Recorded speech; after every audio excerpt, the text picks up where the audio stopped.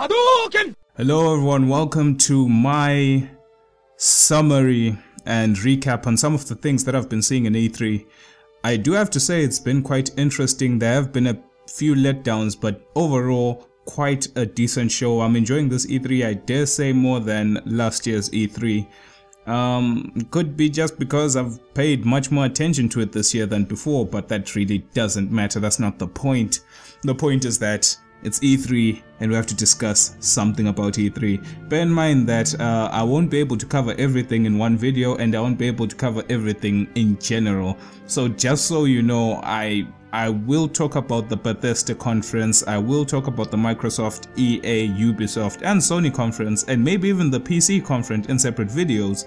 But sadly, I will not get to speak about the Nintendo and Square Enix conference, as I don't really have that much information to talk about with regards to those two. But I do have to say that I just like hearing more information on JRPGs and Japanese gaming and game development as a whole. So do feel free to look at the Square Enix and Nintendo conferences at your own time if possible. But for those of you who are angry that I'm not gonna talk about those two conferences, then all I have to say is I would if I could, bitch. Now on the first video, we're gonna be talking about the Bethesda conference, which kind of kicked off E3. Depending on what time zone you're on, it was on a Sunday. And on the same day, actually, Nintendo held a Nintendo Cup where they were playing some Nintendo games. It looked like some great fun, but it was really a nice, warm way to kick off E3 for the young and the old, with people loving having fun with the Capcom Cup. And we even had a few children on stage talking about the games that they were playing for Nintendo, and I really appreciate the fact that Nintendo is keeping up with the reason why it's so successful, besides its business model, is because that it manages to still cater for small children all the way up to adults, and that's a very big market to do so. But more onto what we are talking about. Let's talk about Fallout 4. Fallout 4 was recently announced. I know Fallout fans have been waiting for this, similar to the way Skyrim fans were waiting for Skyrim for so many years, and to be honest with you, it's about damn time. A few weeks ago, Fallout 4 was announced, people went haywire. It's been so many years since Vegas and Fallout 3, and the decent thing about this kick off to E3 is that Fallout 4 will actually be available in 2015, and that means, you know, you hear about it, and a few months later, at the end of the year, whether it be November, I believe, people get to play this game. I played Fallout 3, I played Fallout New Vegas. I do have to say that the games were fun, but they were not personally for me. I got into them just like Skyrim. Then after some time, I realized that they don't really have that much longevity for me, because it's not really my type of game. But I can appreciate what makes a very good Fallout, what makes Fallout good, and why people like it. It's really the open world structure. In this new game, they've added more survival mechanics such as crafting, base building. Crafting was there in the previous games, but base building is now possible, and it's very in-depth. You can customize your home and set up defenses, which is really an awesome way to do things. And to be honest with you, if someone were to make a multiplayer mod like what they did for Just Cause, and they made like a Fallout multiplayer mod, and this was all incorporated in, it would be one of the greatest survival style games out there for the coming years to come. It's really looking good. I do have to say that Bethesda kicked it off with the bash. I know some people were disappointed with the graphics, but I don't know. Like I said, Fallout is not my game, so really I don't care that much, because I probably won't even play the game. But for those who are very eager for the game, they actually did announce a separate game called Fallout Shelter, which is their mobile game. And this is a mobile game in which you create your own shelters for your survivors, and you manage the shelter. And I do have to say, I guess for a mobile game, you could have some good time while you wait for Fallout 4 to actually be released at the end of the year. I do have to say, it's a good package while you're waiting. Get on the mobile, have some fun. Unless the game is not so good, then I don't know, then you just have to wait for the main game to be released. But from what I've seen, I don't know, looks like it's heading in the right way. And for the people who might be complaining about the graphics not looking too good, I have a counter argument for you. Would you rather they use some high-rendered, high-res graphics which won't be in the final product, or would you rather see the truth now before you actually play the game and then cry for graphics downgrades just because that's the way some of the things have been in the past? I don't know, it's really up to you. I'd rather see the truth, to be honest with you, than some pre-rendered lie that won't be in the final product. Sonic Boom! Now, Dishonored 2 and the Dishonored 1 remaster have been announced. They decided to port Dishonored 1 and make a remaster to the PlayStation 4 and Xbox One for, I guess, those who didn't manage to play the games in the previous consoles when it originally came out, for the newer generation of Dishonored fans, and just for people who just want to play Dishonored on a newer console. Kudos to that, I guess. More money for them, for anyone who would want to buy the remaster. But I guess the really big highlight to this is actually going to be Dishonored 2. The scenario looks different. I do have to say, this doesn't look like the whole down wall and the previous locations. It looks very different, with a new protagonist, a female character who was in the first game but wasn't really spoken much of. I won't get into too much detail, just in case there is someone who really does want to play the Dishonored 1 remaster, or due to the Dishonored 2 announcement might want to actually get or has gotten interested and is heading back into Dishonored 1 so that they can catch up with Dishonored 2. I won't say anything about Dishonored 1's story. Played the game, personally didn't like the game.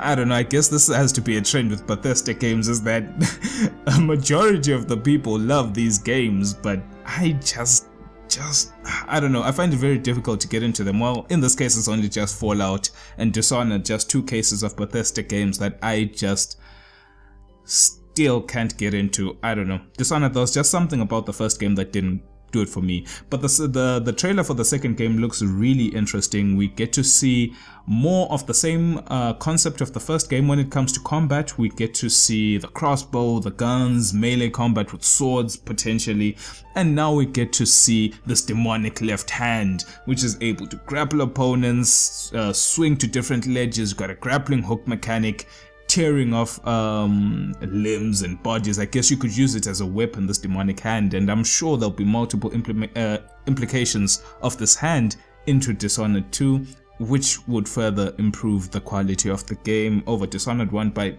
putting more options for you to use. I guess more fun for those who like the game. I do have to say the trailer was well done. The art style of the game for me personally is still well done.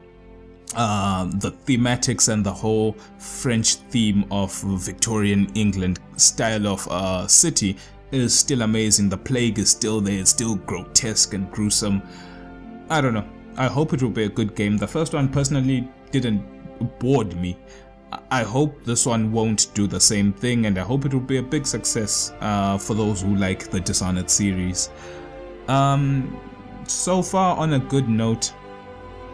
Now Doom 4 has finally been revealed. Gameplay for multiplayer and single player has been shown. A couple of minutes here, a couple of minutes there. Doom 4, I don't know. I honestly don't know what to say. Sure, a fun game can be fun, I have no problem with that, but you know, first person shooters have gone and evolved to such an extent that I feel that they have to do much more than what they've shown with Doom for me to really get excited. I don't know. I can feel some nostalgia of older Doom games coming through with Doom 4, so if you're just picking it up from nostalgia, sure, go ahead. It's still badass, it's still got the badass motif. You're dying and going to hell and you're gonna kill the demons in hell, you know what I mean? You still feel empowered, but the strength of the the gameplay, at least the single player for me, didn't seem strong enough to justify the game's release. Now I feel that much more has to be done with Doom. I don't know, maybe you can tell me what you think about it, but I feel that the strength and life span of Doom is going to hinge on its multiplayer. If they can turn it somehow into an esport, into a competitive multiplayer, or into a casual lounge kind of multiplayer, sort of how no offense but Destiny is this way to me, with the strikes and the multiplayer clans fighting each other kind of deathmatch. I feel that Destiny right now, the main story, really, most people didn't enjoy it when the game came out. It felt very hollow, it felt like there was a lot missing, and hence the billions of DLCs that are coming out for Destiny. But that on the side, at least with the multiplayer, it's very competitive.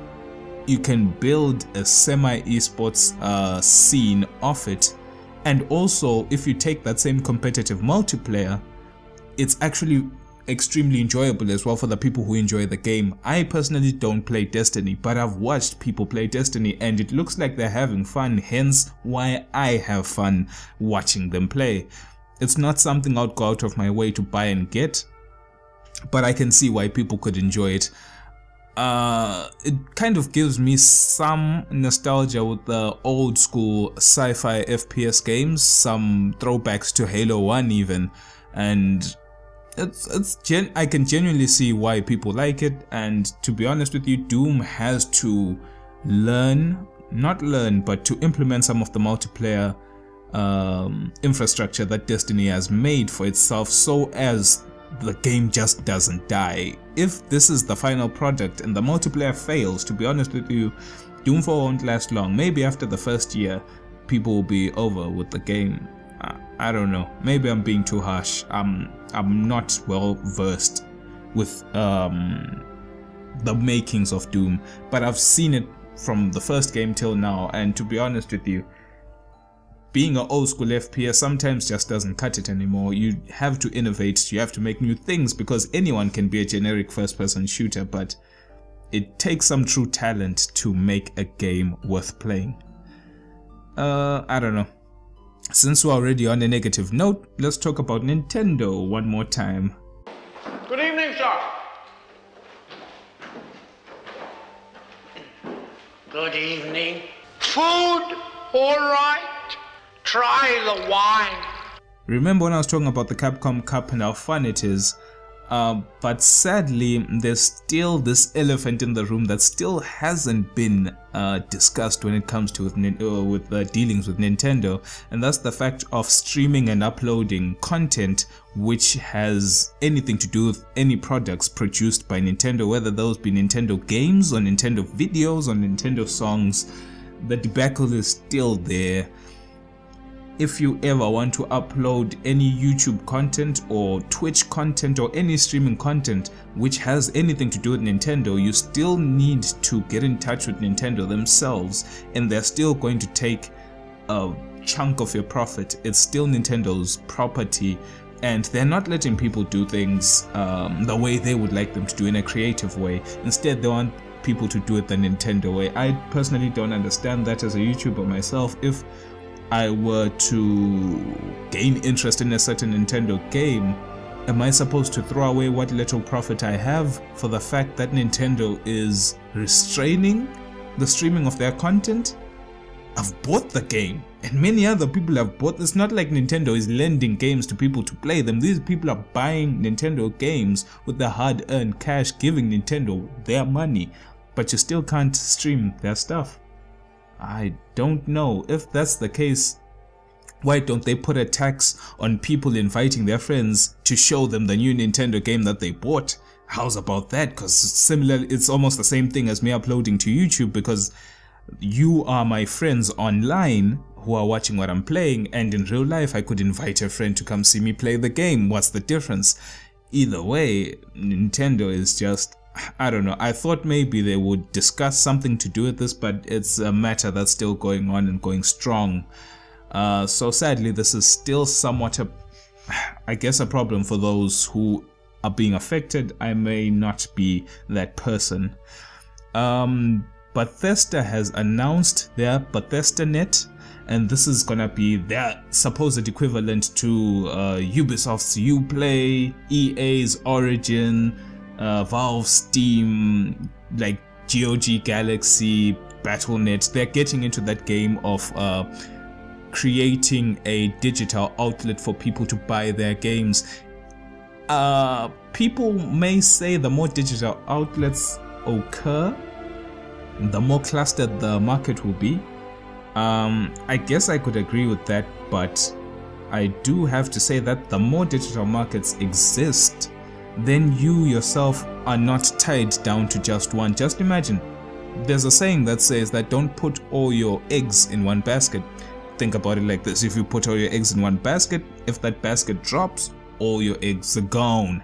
Now in this case, if you've got different games with different digital distributors, if ever you have a problem with one distributor, you still have your games with other distributors. Hence, even if you were to lose your Steam account, for example, you will still have all your games on Uplay, Origin, Battle.net, Galaxy. I personally still use my Origin account. I still have Origin games, I still have Battle.net games, I still have GOG Galaxy games, and I don't know.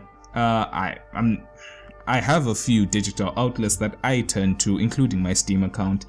But I don't know. I guess if they do it right, then I have no qualms with them. Let them give competition, because competition breeds innovation, and that's a good thing. And on a closing note, the Elder Scrolls Legends, all Hearthstone players, all Magic 2015, 2014 players, all different competitive card game players would like this, because the Elder Scrolls Legends is actually going to be a competitive card game based on the Elder Scrolls universe, and I'm sure there are lots of people who love the lore, the art style, the designs of the Elder Scrolls universe, and love card games. So I would assume this is a good investment for you. Check it out, the Elder Scrolls card game. It's called the Elder Scrolls Legends for PC and iPad, so you can play it mobile, you can play it on your PC, and you can sync your account such that while you're playing, traveling or at work or wherever you're playing on your mobile device, you're still adding to your main account. When you get home and play on your PC, guess what? Things are gonna be all fine, and you can continue on your progress. That's all I have to say about Bethesda for now. I will come up with more videos on the Microsoft conference, EA conference, Ubisoft conference, the Sony conference, and the PC game show. I'll see you soon. Thanks for watching, and stay amazing.